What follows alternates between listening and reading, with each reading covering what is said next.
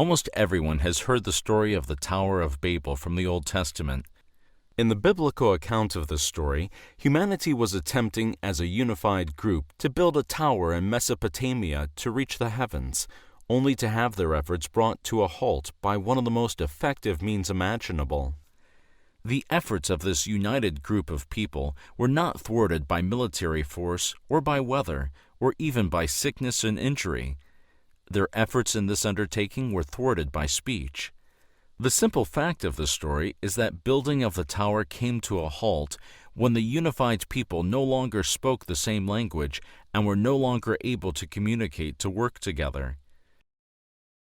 The point we're trying to make is that much of the confusion, name-calling, and general mistrust between groups on this subject can be attributed to a breakdown in communication.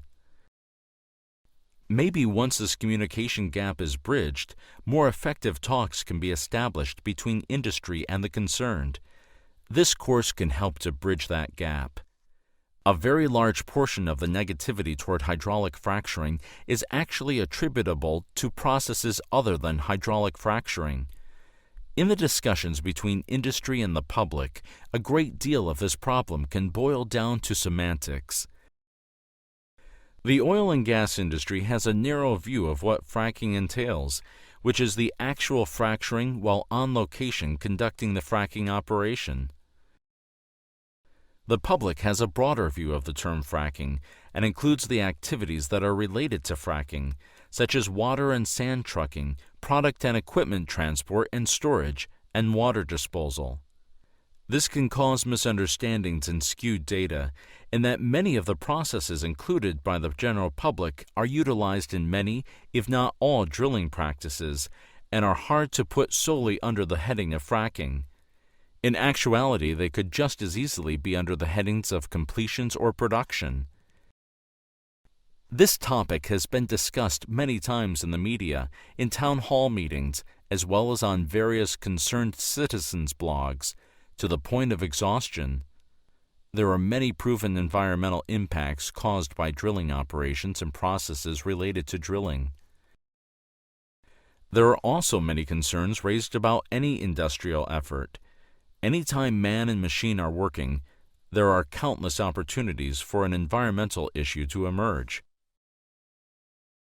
It has been suggested by many that the advent of industry in England, as well as the northeast of the United States, changed the seasons.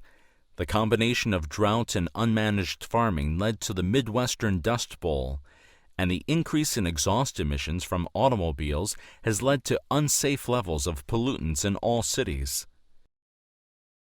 There have been over 1 million wells that have gone through the process of hydraulic fracturing.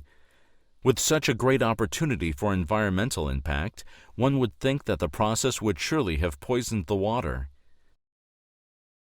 With the current issue of semantics, public concerns can include many drilling processes, while industry can fall back on the fact that the industry definition of fracking has never impacted fresh water in the ways commonly claimed by the media for public consumption. The debate can rage on, with both sides being right and both sides being wrong, while never taking steps to come together on a common goal. The goal of this course is to educate and share insight. If the one message that can be taken away from this course is how to drive this technology safely, then the goal shall be reached.